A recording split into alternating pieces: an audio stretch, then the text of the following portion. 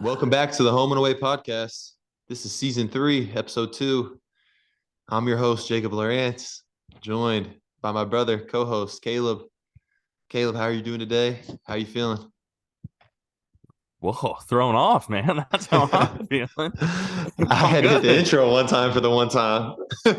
I'm good, brother. I was adjusting my nose, getting the phlegm out my throat, and he just took off. I wasn't ready for that. Let's Hey, go. hey, I'm sometimes you great. gotta sometimes you gotta switch it up, right?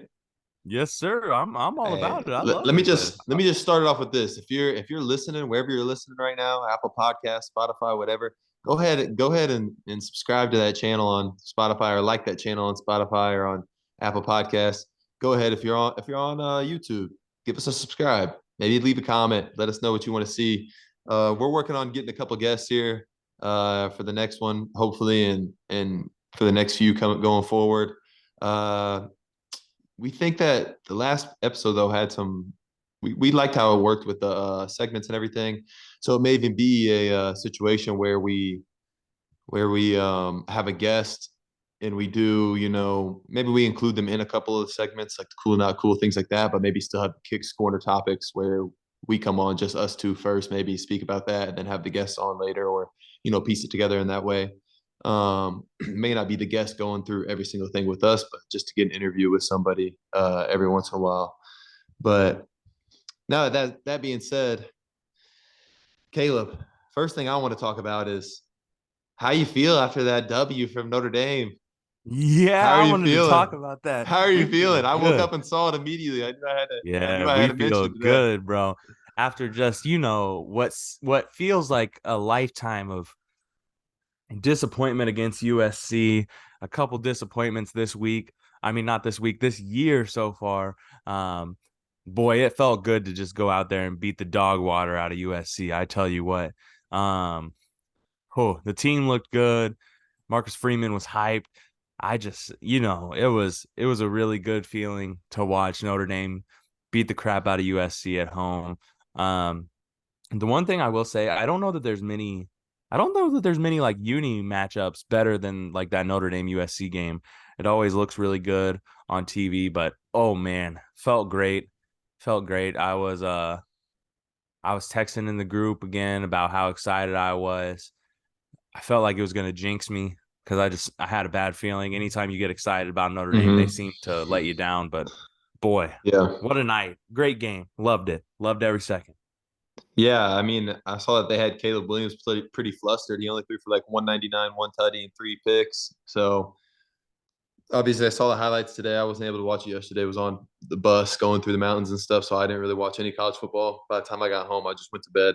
Um, but I saw the score, and I watched some of the highlights today. And man, Notre Dame with a huge bounce back. My goodness. And for the Pac-12, that's tough. Whenever I think USC got beat, and then obviously you had the showdown with Washington and Oregon, so Oregon got beat, and I'm gonna say another one of their contenders maybe got beat this week as well. I can't remember who. I'm not sure. Yeah. Um, does it feel any better? Or does it feel worse that Pittsburgh were at 1-4 upset Louisville this week, a week after Louisville beat Notre Worse. Dame? Worse. Yeah, Worse, bro. worse for sure. That's Worse. what I was thinking was worse, because you look at that and you're like, oh, maybe the Louisville loss won't be so bad. Maybe they'll like make the ACC championship or something, win out, or you know what I mean? Yeah. And they go lose to Pittsburgh at 1-4 this week. Yeah. Tough scene. And as we're talking about college football here at the beginning, before we get into some of our segments, we'd be remiss if we didn't talk about the absolute collapse from Coach Prime and the Buffs this week.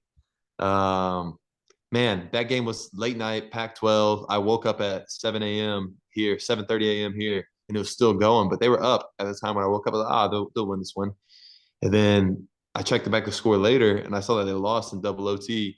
And then I started watching the highlights and saw that they were up, what was it, 29-0 and a half? Man, Yeah. that's rough. And then did you see Shadur Shadur let his he posted like he posted a gear link, or a merch link at halftime on his Instagram after they're up 29-0. No. Yeah, that's tough. No.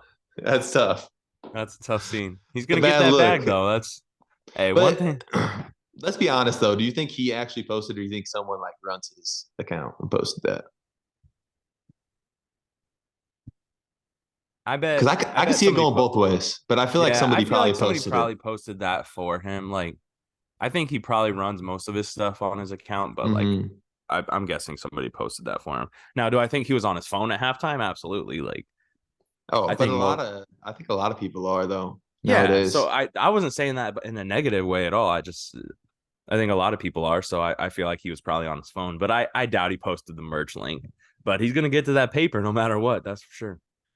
I had a teammate one time a few years ago that got on his phone at halftime and cried and complained to his agent that he wasn't getting enough playing time at half. Was texting him. Horrible Hell teammate. yeah. I That's won't say any wicked. names, but horrible teammate. That is wicked. Worst, probably one of the worst teammates I ever had. If you couldn't tell from that story.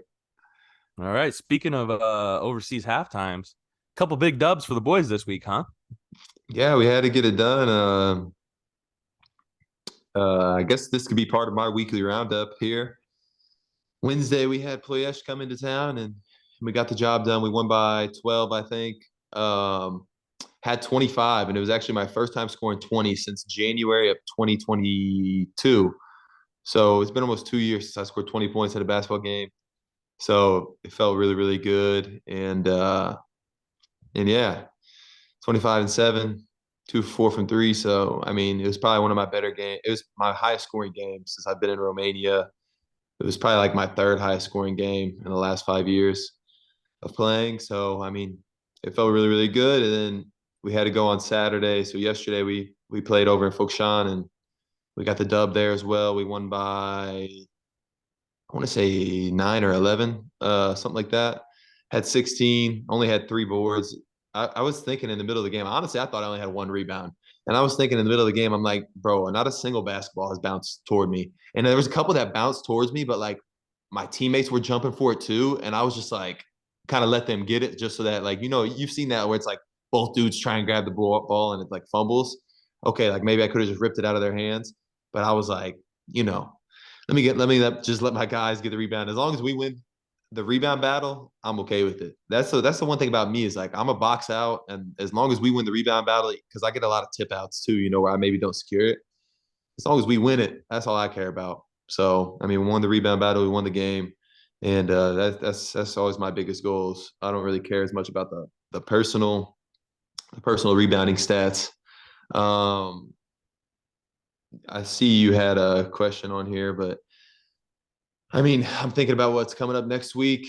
Next week to look forward to. We got another game next Saturday, back at home against Volcha, which was a team that was second division last year and moved up this year, and they're looking pretty good. They just beat Constanta last week, so that'll be a tough one. But it'd be nice to be back in front of the home crowd.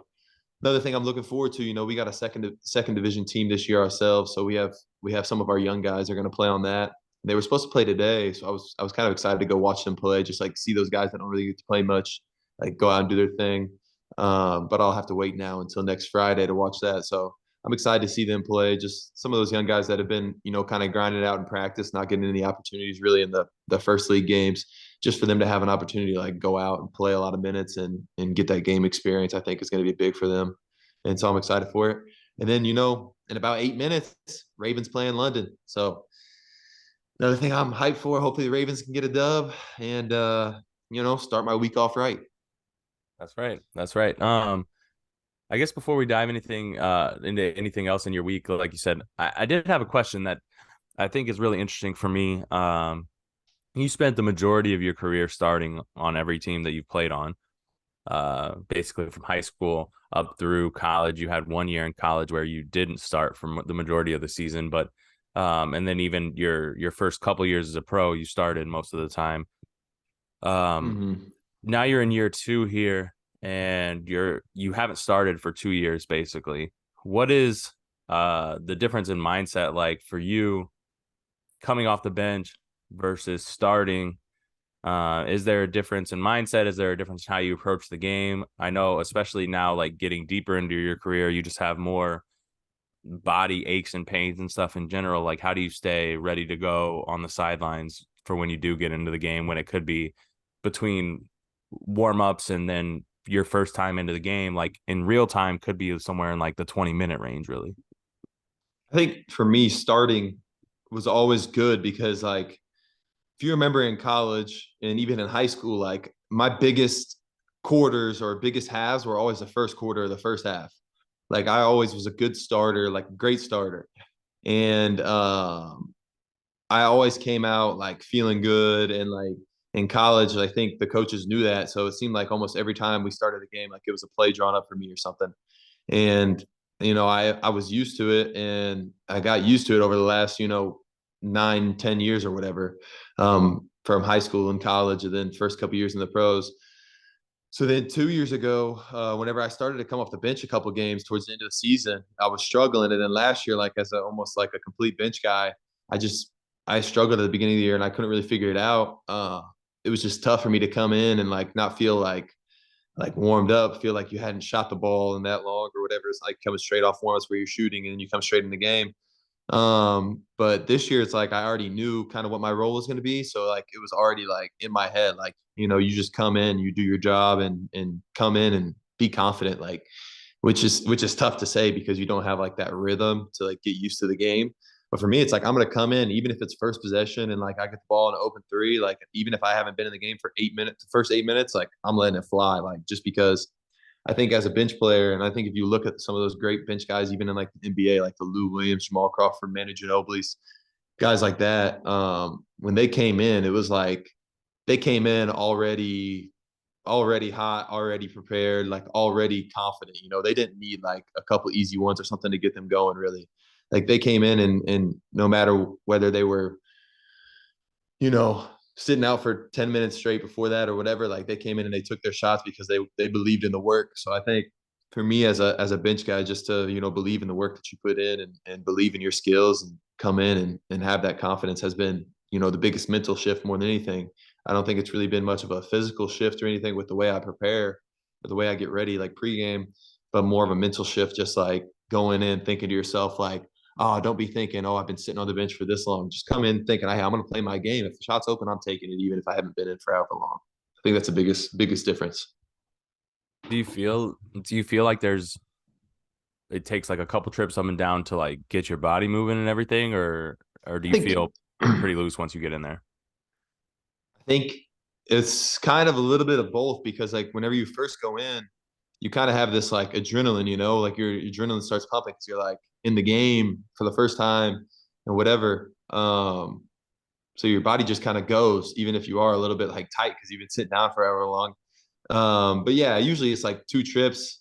And like it is, you kind of gotta like catch your second wind. So like the second wind maybe don't come until like 3 trips, which is a weird thing because you could be in good shape, but for some reason those first like 3 trips down the court are always like the toughest. And then after that you kind of get in the flow. Yes, yeah, yeah. Um, but yeah, I would say it takes maybe a couple trips down the court.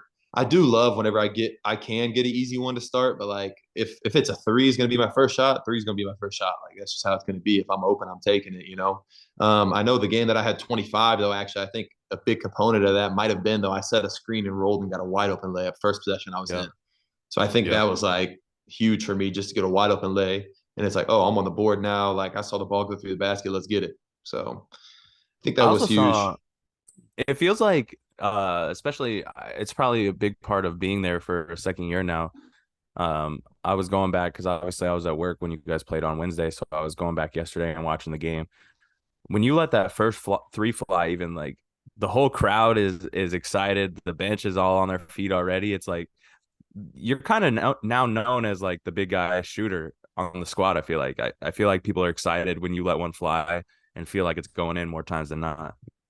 Yeah, I mean, I've always been a good shooter and stuff. And then like the last couple of years, I mean, my first couple of years playing overseas, I didn't have great percentages first like 3 years. And then last year I finally had like a season where I thought it was where I was like supposed to be exactly.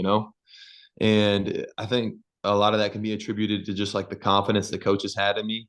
Like after the first couple of games, they're like, "Yeah, you need to pop more. We want you to shoot more." And I wasn't even shooting well in the first couple of games, but they saw it in practice and they saw it in like just shooting around. Like they could tell I could really shoot the ball. Um, So especially last year, whenever I was like struggling sometimes, like there was a game where I had it's like 0 for 3 at half or something, or 0 for 4 maybe. And I go in the locker room and our assistant coach is like, you're gonna make three threes, like keep shooting. I was like, yeah, okay, whatever. Like I'm kind of like confidence already a little bit shaken. And I came out and I ended up making like 3 or 4 of my attempts in the second half. And one of them was like a huge one to put us back up three late in the game. We ended up winning. So it's like that confidence in those moments kind of just built on each other, and then like built with the crowd just from them seeing me hit those big shots. So now like it's like the whole gym, including the fans, has confidence that it's going to go in. On the flip side of that, now that I've been having these good shooting season last year and a good start this year, is like basically the last couple of games, like everybody's just been switching every ball screen that I set. So it's a lot tougher to get open on a pick and pop because you just switched onto a guard. But that has opened up a lot. Like inside, I just can go straight down and get a mismatch in the post against a guard. So it's good that way too, because those are easy ones you can get to get yourself going and get some easy points on the board against a smaller guy. For sure. Like making shots opens up your game in a lot of different ways. It's not just like obviously three points is more than two, as they always say, which is great, but it's always a lot better when you can get going down with an easy one inside. And like you said, with switching off, you're gonna get a lot of mismatches. And I feel like this team specifically, probably more than any of the other ones that you played on previously, does a really good job of looking to capitalize off of those, and runs a lot of actions even to where you do get a post up. Like you said, it might be early on or it might be for an open shot, but you get some actions early, I feel like, to where you get a touch and you can kind of get in your flow a little bit. Yeah, most definitely. I think that's also attributed to just having like our starting big, is a straight, like he's a great post up player, a great back to the basket guy. So for him, and like me, I'm not as much of a back to the basket guy. I'm more of like a pick and pop, pick and roll. Like that's where I'm gonna do most of my damage, is like catching off of a roll, maybe making like just a good finish over some like late help defense, or catching, making a little floater or jump shot. Whereas he loves to post up and get to his back to the basket game. So I think we put those in, more so for him, but I've definitely benefited from them whenever I have those mismatches as well. For sure. For sure. Anything else you want to touch on? I know kind of cut your week a little short, but exciting Ah, times coming up, more games. Two wins this week. Anything else you wanted to touch on? no, I mean nothing else. I mean, just excited to keep it going and get into the bulk of the season, get into the flow, just get it going. But what you got? Round up your week for me. Let me know what you did this week, what you're looking forward to next week, maybe some of the best moments of this past week. Yeah. Good week overall. A lot of good family time. Like I said, Melissa only was on the road for essentially one day this week. They played Saturday, so yesterday here for us, and other than that, she was home all week. Um, I worked Saturday, so I actually had Friday off this week, and boy, I tell you what, um, it was the first day that I had spent like by myself in a long time. Hmm. Most of the time, if I have the day off, I keep Karsten with me. We kind of hang out, or I specifically take a day where he doesn't have daycare so that we can kind of spend time together and everything. But Friday I had just to myself, and I went, woke up in the morning, got the house ready just because we had a showing that afternoon, and then left, man. And I went to the coffee shop, got me a cold brew, PSL, and not a PSL. nah, man, cold brew. A little what did I get in there? Oh, I went to this one. They don't have like a regular vanilla. They have this brown sugar vanilla syrup. A little splash of that. A little tiny splash of cream, man. Ooh, That sounds undefeated. good. And sat there, drank my cold brew. I was there for probably 2.5, 3 hours reading Rich Paul's new book. Got like halfway through the book that morning and got done with that. Went and grabbed some lunch. Went and worked out. Went to the chiropractor. Got adjusted, and then went and picked my guy up from daycare. And it was a heck of a day. I mean, I told Melissa I don't know that I've, outside of like, obviously I love spending time with my family, and those days are more enjoyable than anything. But when it comes to like a day where I was by myself, I don't know that I had the day that good in a while. That was self care to the max. It was beautiful. Loved it. And I told Melissa it was obviously a joke and really funny. I said, "Wow, it's I read a book today and exercised, and I feel amazing mentally. They should really talk about the benefits of this stuff." And Yeah. obviously that's something that they talk about a lot. But yeah, it was great.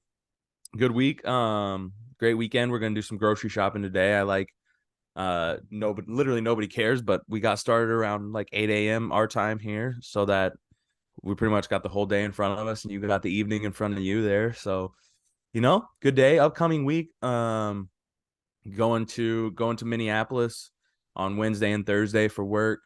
And then making another trip this weekend. So we're gonna do that. Not for pleasure.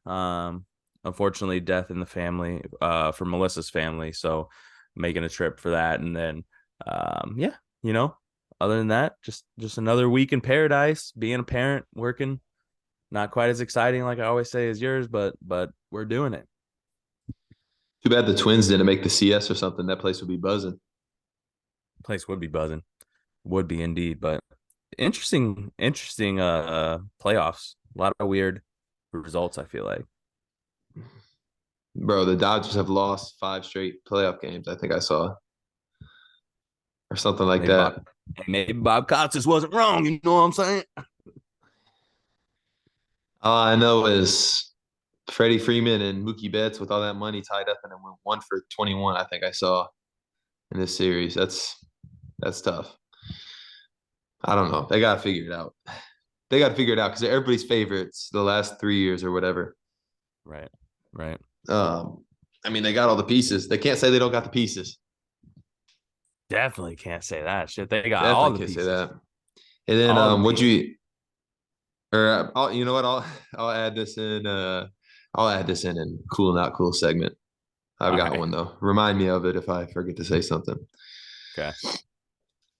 But honestly, if you don't have anything else, we can move on to the cool not cool segment. Let's rock. All right, I'll start off with the one I was just thinking of that I was going to add because we're here now. So cool, not cool. Did you see Orlando Arcia?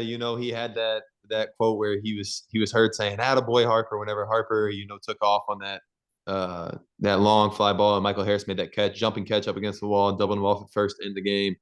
Um, so he was talking a little bit of crap and said "Attaboy Harper," and then Harper comes out and just absolutely demolishes 2 home runs the next game and stares down Arcia every time he runs across second or round second. And did you see the game? What did they closed it out in 4 games that series, right? So game 4, um, the Phillies fans were just letting Arcia have it while he was like standing up on the fence in the dugout, and he's like turning around, talking crap back to them, like pointing at his ring finger because they won one. What was that? 2 years ago or last year? Or whatever. I don't remember when. 2 years ago. And Yeah, I think. he was talking and like making like a face at him, like sticking out his tongue. So cool, not cool for him to talk back, or should he have just wore that? I think I'm gonna go not cool for him trying to talk back, bro. Like I think you gotta wear it at that point.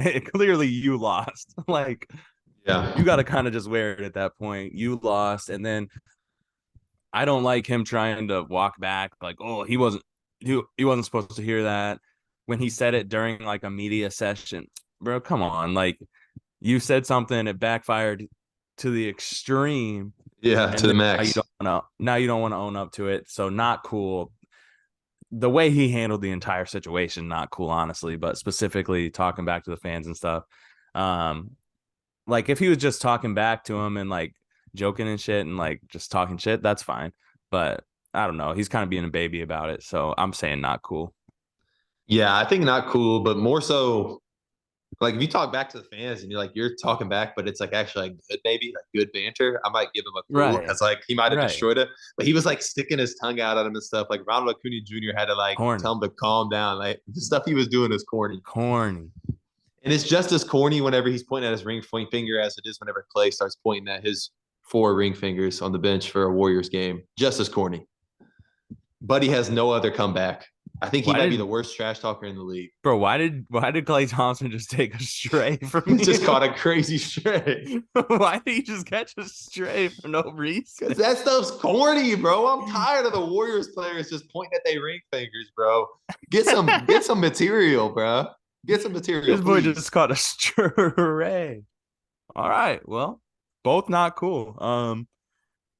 I guess we'll go to the next one here. We're a little behind the times, I think. Most people have talked about this by now, but I think it's something that's interesting. So let's dive into it. So there were some shops over in Europe requiring people that wanted to enter the Travis Scott one low golf drawing. In order to be able to enter, they had to be able to drive the ball 200 yards for men, 150 yards for women. Two Obviously attempts, I think, right? any Travis Scott shoe is super hype. Resale is stuff is going to be all over the place. Resellers trying to get into draws and stuff. What do you think? Cool, not cool on this? You go first. I know you get 2 tries. I saw, like, I think it's Yep. cool, but it's also like it's cool because maybe it keeps it out of the hands of resellers and more in like the hands of actual golfers. But at the same time, not cool because like someone like me who struggles to get off them tees, boy, I might not hit one 200 in the first 2 tries, and I'd be golfing a lot for being how bad I am. Like, Right. Right. like so it's cool, but at the same time, it could be not cool for someone like me if I go out there and I just shank 2 drives that don't even make it 200 yards. I'd be sick. Right. Yeah, I kind of mixed as well with this one just because like obviously in that situation, with it being a quote unquote golf shoe, you want to try and keep it in the hands of the people who are gonna use it however it's supposed to be used or Mm-hmm. whatever. But this shoe specifically is going to be seen in the streets a lot. I feel like it's the Jordan 1 low golf shoes don't have big spikes at all. Like it's all It's unspiked like, and it's yeah, just got nubs on them. So it's basically like just like a little bit of a thicker sole, really, than anything. right, Like like it's not even. I think people will still wear them out and about. But I saw one person say like you kind of got to encapsulate the whole thing. It's not just the golf aspect, right? It's a collaboration with Jordan, collaboration with Travis Scott. So he's like, if you're gonna do this, you got to make sure they can drive the ball. You got to make sure that they can make a 3-pointer, and you got to make sure they can rap a Travis song. So um, Yeah. you got to get all of it included. But the one thing I think it does is, and golf has been obviously not the most inclusive sport for a long time just because of the high entry point for costs a lot of times and stuff. And one person I saw say, I don't remember who it was, but said like this might be a deterrent for someone who like might want to try to start playing golf, but like they're super into style or whatever. So they wanted to have these shoes to get out there and play, but now they're being deterred from even trying because they can't already have this skill. So I kind of torn. I think in general, the idea of it in terms of just trying to keep it out of the hands of resellers is cool, but I think it probably had some negative side effects that weren't expected to start with. Yeah, that's true. I think we should keep it on. We can keep it here on sneakers. This will probably be a quicker one just because it's a sneaker. But the Nike Air Flea 2, I put a picture here in our notes. Um, are those cool or not cool? And would you buy Um, them? I would not buy. To me, they're not cool. I think it's cool like anytime a a designer collaborator gets their own shoe, but uh, I don't personally like them. So for me, not cool. Yeah, I don't know. They look like if I tried to like home make a shoe or something at my house. Right. But like at the same Right. time, I will say this though, they look like they're kind of cozy. Yeah, they kind of look like a big slipper. Yeah, something like that. A slipper with like tire tread on the bottom because they got that Right. waffle all the way around. But no, I mean, I'll give them. I don't know. I saw another colorway, I think, though, that was a little bit better. I kind of think they're cool, but I don't know if I would rock them. But I'll give them a cool, but I don't know if I would wear them. All right. Last sneaker adjacent topic and cool, not cool. Big news in the world of Reebok. Your boy Shaquille O'Neal, the Diesel, takes over as president of Reebok basketball, accompanied by his vice president, and probably I would say the most iconic Reebok basketball player, Allen Iverson. What are your thoughts on that? Cool, not cool? I think it's very cool that they're going to be kind of the face of that because like Reebok really hasn't ramped up like its basketball line in a long time. I mean, even whenever I think they sold Reebok a few years back or something, and they kind of stopped making performance basketball shoes. Like they only come out Yeah, with like the retros, the Shaqnosis, and the questions and things like that now. But if got you remember when we super were into CrossFit for a little bit. yeah, but if you remember whenever we were young, even they had those like they had John Wall and they had the Zig Techs and stuff, and Yep. those were so tough to me as a kid. Like I used to think the Zig basketball shoes were insane, and like a Right. lot of people were rocking them.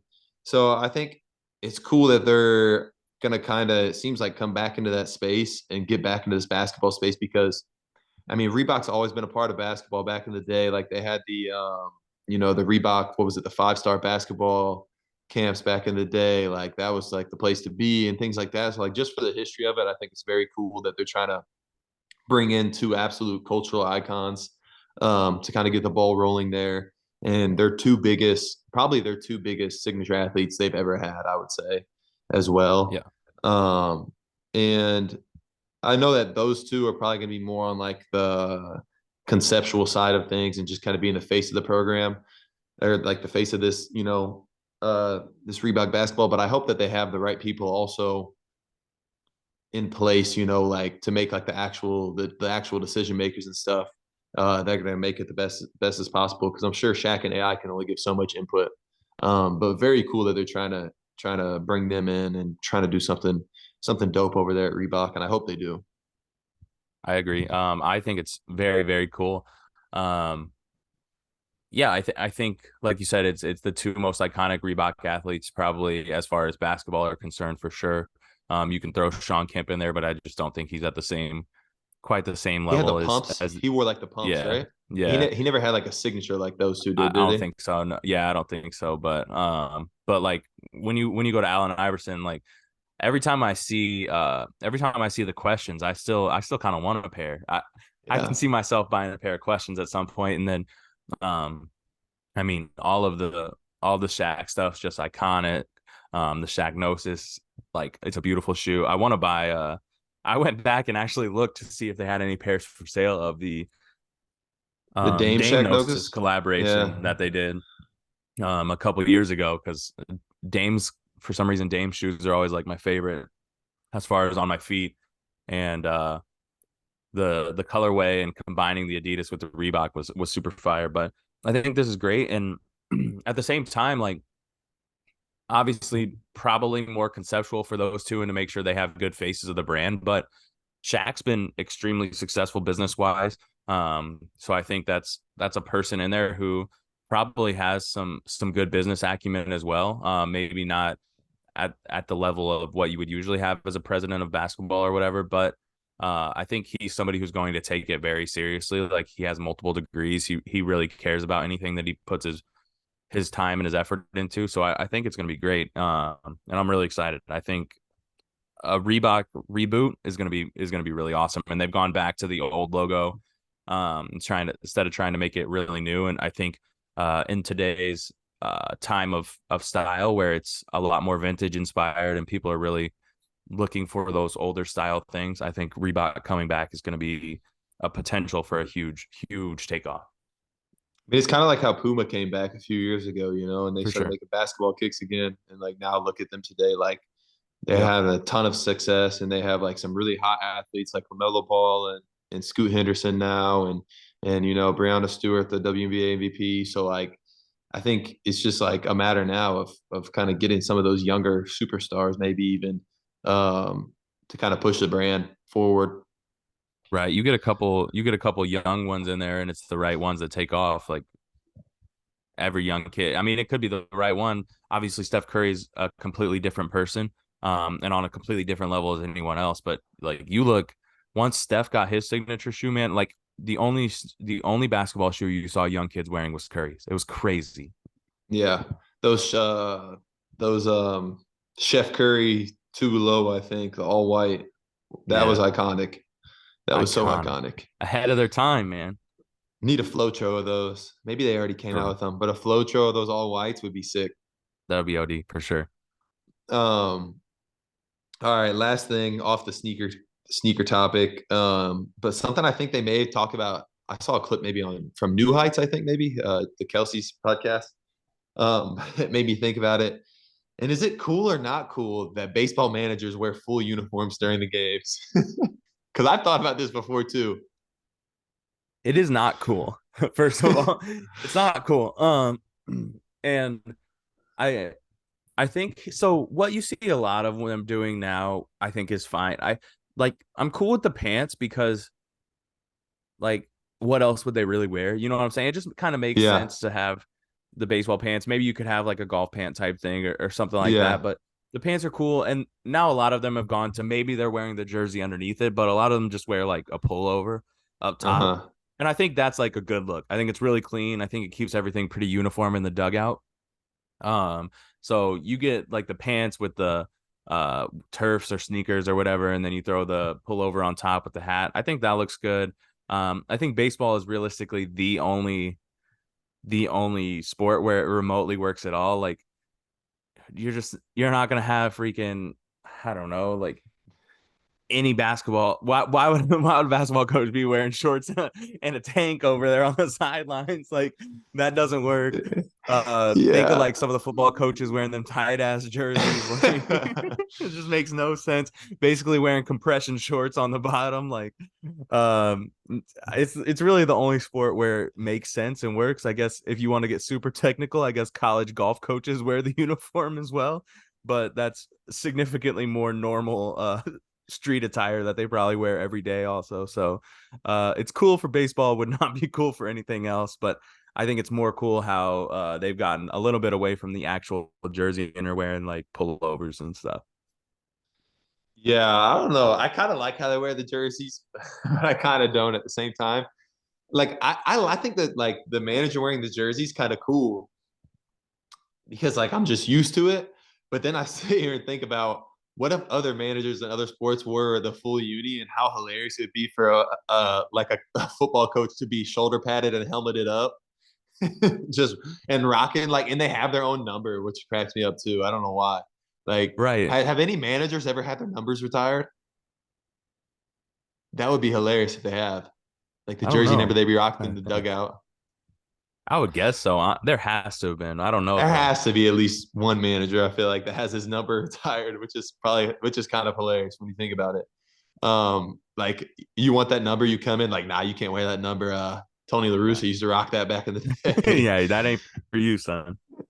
But yeah, no, it's I definitely think the look is better with like the baseball pants with like a pullover or like even like some of them I think sometimes in the summer when it's warmer we'll just rock like the like a team t-shirt even and like the hat. Right. Right. I think that definitely looks better, but the full uni kind of makes baseball unique, so I guess it's kind of cool in a way. So I'll For give it a sure. cool. For sure. I agree. Think that wraps up the segment, huh? Yeah, that's about it. If we want to move over to the Kicks Corner, I know what we had on here was a couple different New Balance releases coming soon. But I think as a whole for this Kicks Corner, what we're kind of going to be talking about is just how New Balance has kind of made its way into this like mainstream sneaker culture, like super popular nowadays, more than it Right. was definitely whenever we were younger, first getting into it, and how they've kind of just jumped into this and kind of taken over, because okay, New Balances have always been popular in certain regions. Like I know on the East Coast, like in Yeah. DC and stuff, and like in that area, maybe even in Boston, where New Balance is from, is like okay, like they've been rocking like 990s and things like that, and they've had certain releases and special colorways, but it never really was a popular thing nationwide until more recently. I remember when we were younger, the only people wearing New Balances were like dads and frat boys. And like, now it's like it's just part of the culture, part Right. of the sneaker culture more so. And I think a big proponent of that has just been because people have been more into like this dad shoe wave. And they've come out with some really cool collaborations and cool colorways. And then also with the 550s coming out and just being like the perfect silhouette for what's popular right now. When you look at like the AF1s, the 550s, trying to think of some other shoes right now, but they're slipping my mind. I think we've talked about them last week even. Uh, but just having that silhouette come back has been huge for them too. But yeah, what do you think about it? Yeah, it's super impressive what they've done. I feel like I think you touched on a lot of it, right? It's been popular, um, East Coast specifically for a long time. Those like Maryland, DC areas. A lot of talks going back about them wearing 990s, but looking at now in the collaborations that they've been able to do, and I think the 550 is obviously a huge part of that, and it starts with them collaborating with Ame Leon Dor and allowing Teddy Santis to kind of go through their archives and pull out a new shoe and or not a new shoe, bring back an old shoe in the 550, and it just happened to really kickstart a wave of now it's everywhere. Like so many people have 550s. You see Taylor Swift wearing 550s. 990s are everywhere. They've had the entire 900 line. So you have the 990s, the 9923 or whatever, the 998s. Like there's collaborations within all of them. You get the Joe Freshgoods, you get Action Bronson doing 990s.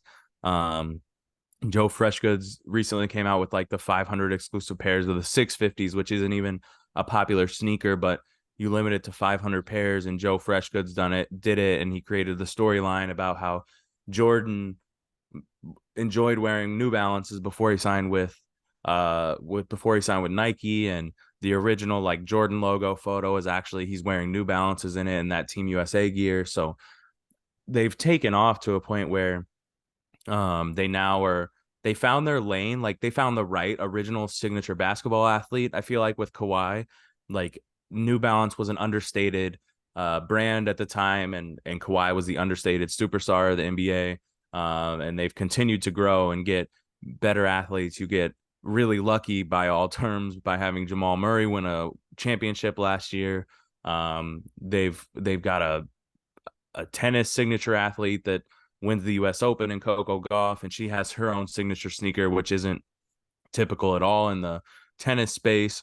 And then they just signed Cameron Brink recently from Stanford, the women's basketball player, making their first NIL athlete. And everybody's really into signing like these high profile female athletes, which is amazing. But when you find the right one and it fits with the brand well, like they've done an amazing job where I think it's obviously, I don't want to say it's easy for Nike, and we're not involved in anything, obviously, so we don't know for sure, but it almost feels like Nike can kind of throw money at and throw the fact that they're Nike at anyone, and it sticks pretty easily.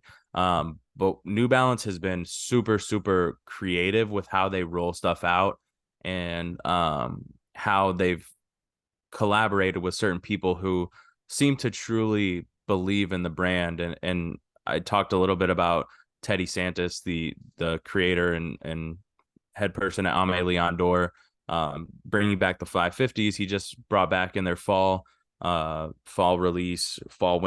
release, the T500 from New Balance was an old tennis sneaker.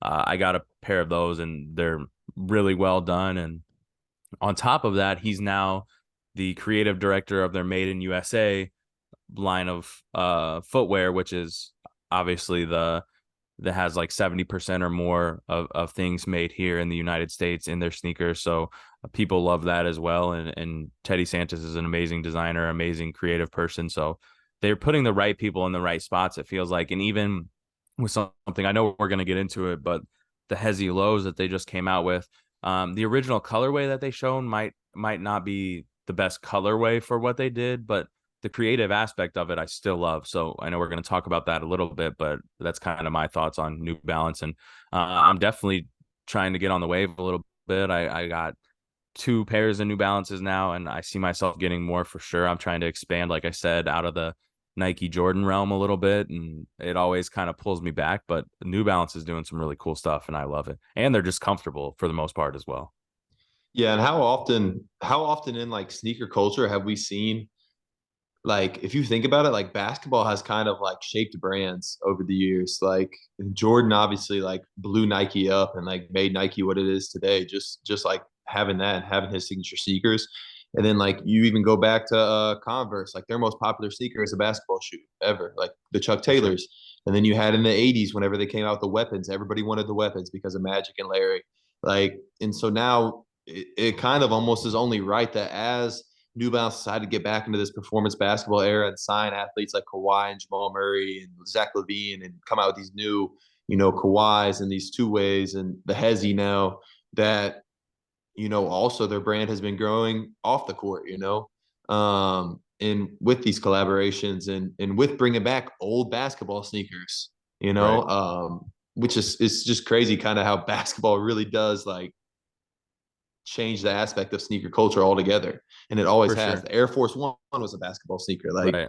you know what I mean? It's Dunks just dunks were a basketball dunks are, sneaker. yeah, exactly. Like, so I think basketball has always been the driving force of the sneaker culture, whether you want to admit it or not. Obviously, there's been other things that have also drove the sneaker culture in other ways, like, even skateboarding maybe. Yep, for sure. And, and but like you look at like the dunks now or skateboarding, like, you know what I mean? Like they turn Right. those into, because that's what skaters wanted to skate in and things like that.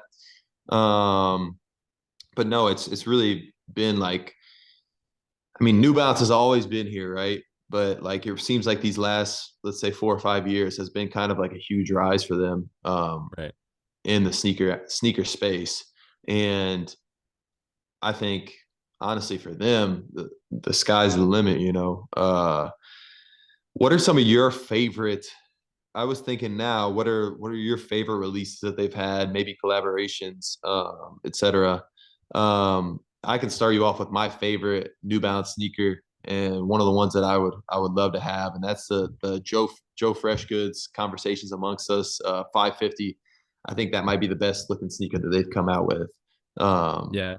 Definitely on my list of ones that I would love to have and cop, but there's not even any like 15s on StockX, so I don't know when that'll happen, but maybe one day. Yeah, I can run through some for sure. So, 550s are really cool. I generally like most of the 550s. I really like those conversations among us ones. I also like the original like Ame Leon Dora colorways that they dropped. Um, go more recently a little bit. Like I love the Joe Freshgoods 993s that he came out with last year. He came out with like the light blue version, the pink version, and the green version. It was like a light green moss color. They were all absolutely beautiful. I think the best one of the three is the pink one, and that's not just my opinion. Like most people have said, the pink one's the best one, but I also really love the green one. I would love to grab the green one at some point. I think here recently, uh, the Whitaker group did a collaboration with New Balance on a 9060, and they had this like moss green color that came out, and it was sick. I absolutely loved it. And didn't win the raffle, so wasn't able to grab a pair, but super cool as well. And I also want to take a second to shout out the Action Bronson 990s were fire. Those are super cool, super clean. He had one colorway that was like definitely a more um bright colorway, and then he had one that I would say was more of like a everyday wearable style, and they were both sick. And they both did really well, obviously, but yeah, I would say kind of those groups of things, the Joe Freshgood 993s, the 9060s with the Whitaker group recently, and then the Action Bronson 990s, all super fire for me. Yeah, I really liked also they've had some collaborations with, I don't know how to pronounce it necessarily, but Jound. It's like the three Down, yeah, J's, it's Jound, down. Jound, but the olive, I think they were 990s that they came out with. Yep. Fire. I love olive green, so those were very dope. And then also I have to shout out Salehe Bimberry. Hope I was Yeah, pronouncing the his fire. name right, but he had the he had some 990s, and then he also had the ones with the whistle in the back. I forget what the number was on those, but I thought those I were don't even sick. know, I to be tried to honest. get some of those. I'm looking them up right now because I can't remember what number they were. They had a uh like a the 574 yurts. They have like a whistle in the back, bro. They're sweet. He came out with like two different drops, I think, that each had a couple colorways. Very dope. But I think those collaborations are kind of what's driving them right now, going forward. But also just the fact that like I love just like their normal stuff too, and they have some really cool colorways. Like you got me For sure. those 990 V1s in that like purple and gold colorway. Uh that I loved. I wore a lot this summer, and then like I have these behind me. These they had like a little. They just came out with like all the different versions in the classic gray colorway. Yep. That came with like three different laces, with the red tag on them. That were very dope. So I wear those. Those are like more of like a daily wear type shoe for me. Um, but now moving into the basketball side of things, let's talk a little bit about the Hezi Low that's coming out soon. Um, I think the Hezi Low looks like a sneaker that could be very, very popular for this Yep. season, Yep. amongst not only, NBA guys that are sponsored by New Balances, but also I could see it getting popular with like the youth because it's kind of New Balance's first like low profile shoe. I feel like that they came out with more so. I mean, the two ways last year were a little bit more of that mid low profile, but Yep. these Hezi the Hezi lows really look like something that's going to be popular. And then also, they've been growing their AAU scene, and they've had more and more teams now in this New Balance kind of circuit. So I could see these blowing up and kind of taking that to the next level. Yeah, I agree. We've seen two colorways of it so far. The white black, and then there's like the Letterman jacket colorway, which I don't. I kind of gone back and forth. Like some days when I look at it, I'm like they're actually really dope, but then sometimes it's just like a little too McDonald'sy for me almost, and I don't know that that's the right word, but I think the concept of it, specifically with the Letterman jacket one, is really, really cool. So the white and black one is your basic, like you're gonna get a basic color out there pretty soon, just so you try and infiltrate the market as much as possible. And I think it's really good, and I'm gonna probably buy a pair, and I think they're like 110, maybe 105, 110. So they're at an affordable price point as well. Obviously not the cheapest shoe out there, but very affordable as other basketball shoes are concerned. Um, I kind of like them. I really love a low profile shoe, and they're not like doing too much with the white and black colorway. But then you get the Letterman ones that have a lot of personality. So it has like the Velcro New Balance logo on the side. And then it kind of has some on the tongue as well, to where it like, and then it gets you patches that you can put on in different spots to essentially kind of give the vibe of a classic Letterman's varsity jacket, whatever you want it to be, which are very, very, very in style. And people love them. So to try and incorporate some of those aspects into a shoe is something that's really cool, because you're not just doing it on a regular like wear around sneaker. It's in their performance basketball shoe.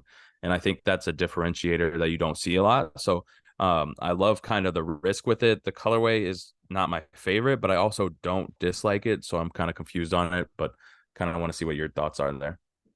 Yeah, I can see that colorway like blowing up with like the younger kids and the high school kids and like the AAU scene. And I think it would be really dope if maybe even like they offered like it'd be crazy if they came out with that on a couple other colorways and then offered like some other packs you could buy of like Velcro, like, almost like gibbets when you think of Crocs and how For popular sure. Crocs have Yeah. gotten now and how like the kids fill them up with all the gibbets. Like that would be even like the dopest thing they could do, I think, with those sneakers.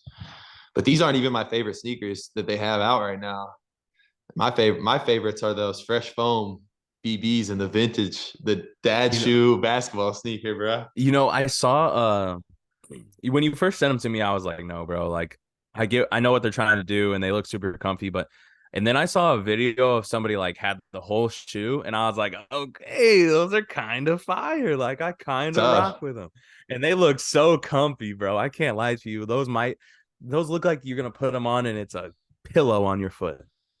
Yeah, I think New Balance has always done a good job too of keeping like comfort at the forefront of their shoes. Like there's a reason why all of our dads have like worn New Balances before. It's like Right, they're a comfortable sneaker and like they always have been and I think they always will be. And I think that's great for a basketball shoe. Like I love to feel comfortable on the court. So as long as they keep that, I think at the forefront, I think, it'll be just fine for them for for sure. sure. I think we want to wrap up today kind of with a shoe that I know we both love. It's an absolute beauty. It's in that New Balance collaboration space.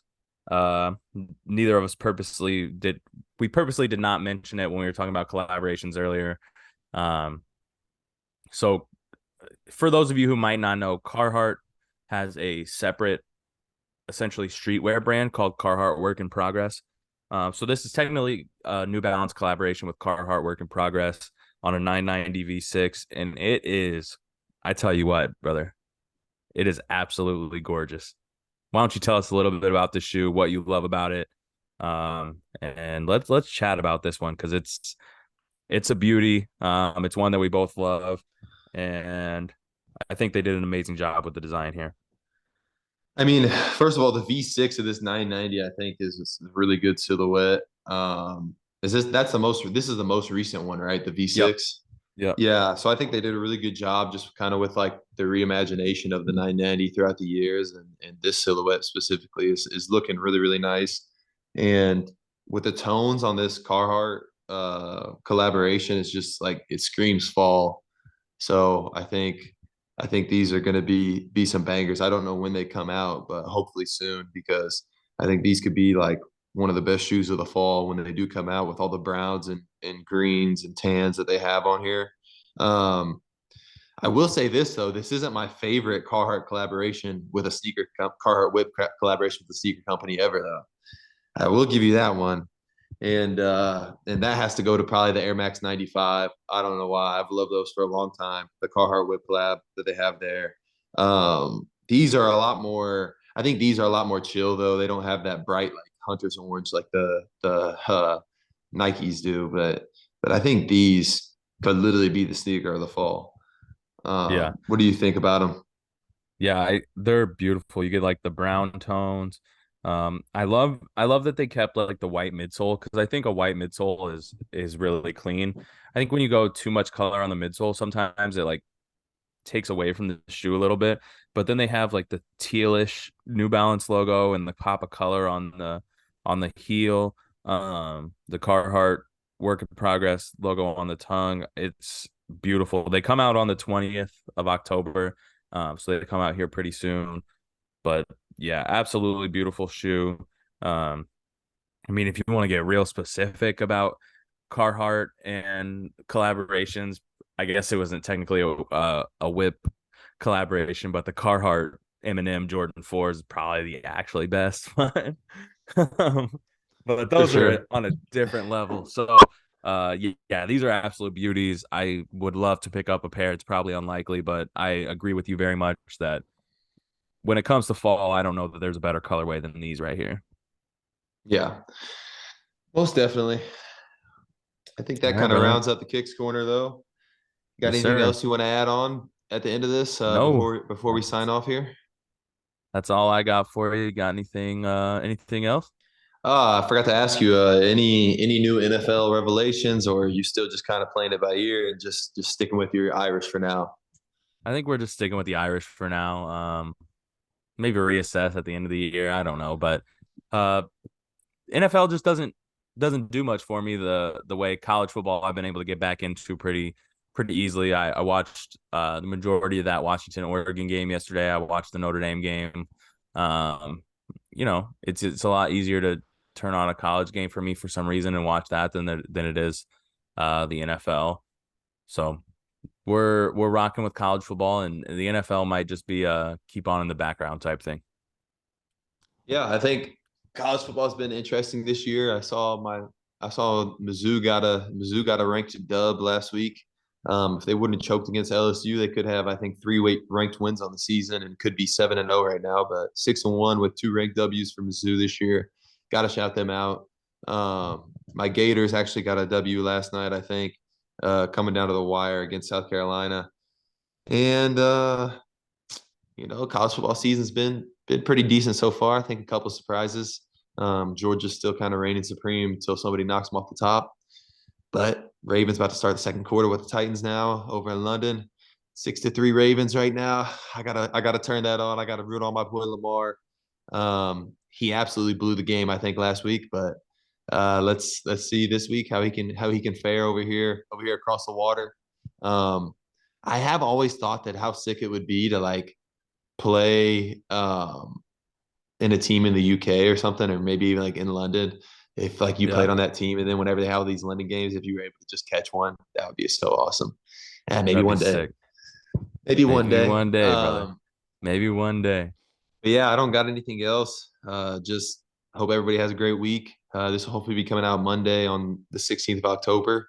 And yeah, nothing else for me here. I'll be able to get that out tomorrow morning to you guys, and we hope you have an incredible week. Go ahead and like, comment, subscribe, follow along with us on Spotify, Apple Podcasts, wherever you get your podcasts.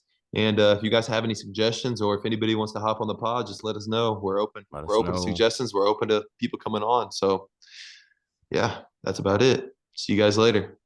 Peace.